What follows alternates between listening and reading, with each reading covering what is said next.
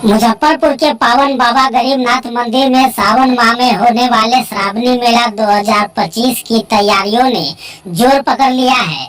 हर वर्ष की भांति इस वर्ष भी लाखों शिव भक्त जलाभिषेक के लिए उमड़ेंगे। मेले के सुचारू आयोजन और श्रद्धालुओं की सुविधा व सुरक्षा सुनिश्चित करने के लिए जिलाधिकारी सुब्रत कुमार सेन और वरीय पुलिस अधीक्षक सुशील कुमार ने फकुली मोड़ से मंदिर तक का दौरा किया। अधिकारियों के साथ निरीक्षण कर उन्होंने भीड़ प्रबंधन, यातायात सुरक्षा, ठहराव, पेयजल, शौचालय, बिजली, साफ सफाई और बैरिकेडिंग की व्यवस्था का जायजा लिया। जिलाधिकारी ने कहा, श्रद्धालुओं की सुविधा और सुरक्षा हमारी प्राथमिकता है। इसके लिए फकुली मोड़ से मंदिर तक रास्तों पर सुगम आवागमन, ठहराव स्थलों पर शौचालय, पेयजल, बिजली और साफ सफाई की पुख्ता व्यवस्था होगी। 21 मेडिकल कैंप, एम्बुलेंस और सक्रिय अस्पताल सेवाएं तैयार रहेगी। बिजली के तारों को दुरुस्त करने और निर्बाध बिजली आपूर्ति का निर्देश दिया गया। यातायात के लिए 150 ट्रॉलियां और डायवर्सन की व्यवस्था होगी। कंट्रोल रूम से मेला की सतत निगरानी होगी। इस निरीक्षण में नगर आयुक्त, अपर समाहर्ता, सिविल सर्जन सहित कई अधिकारी शामिल रहे। श्रावणी मेला को लेकर के आप लोग सब लोग जानते हैं कि जिला प्रशासन की विस्तृत तैयारी रहती है।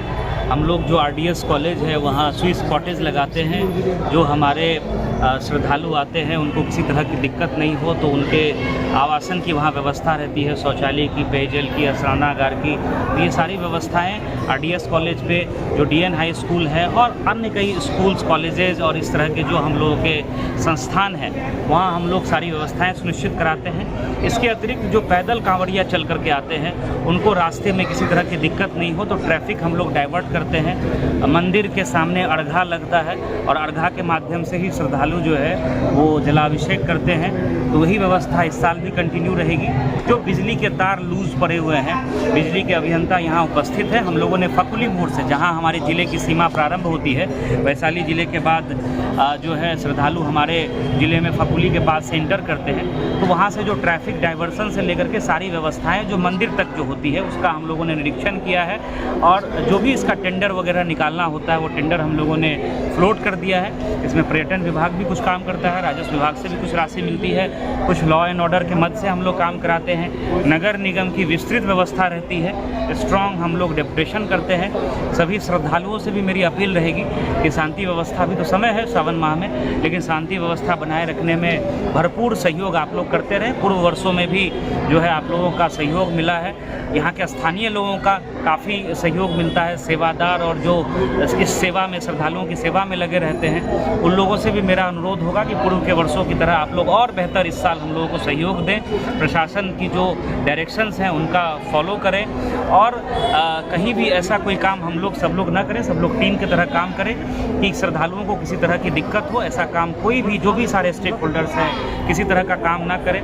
पर्याप्त संख्या में हम लोग सीसीटीवी कैमरा भी लगाएंगे और प्रॉपर निगरानी भी कंट्रोल रूम से होगी। हेल्थ कैंप की प्रॉपर व्यवस्था रहेगी, पीएचडी की विस्तृत व्यवस्था रहेगी।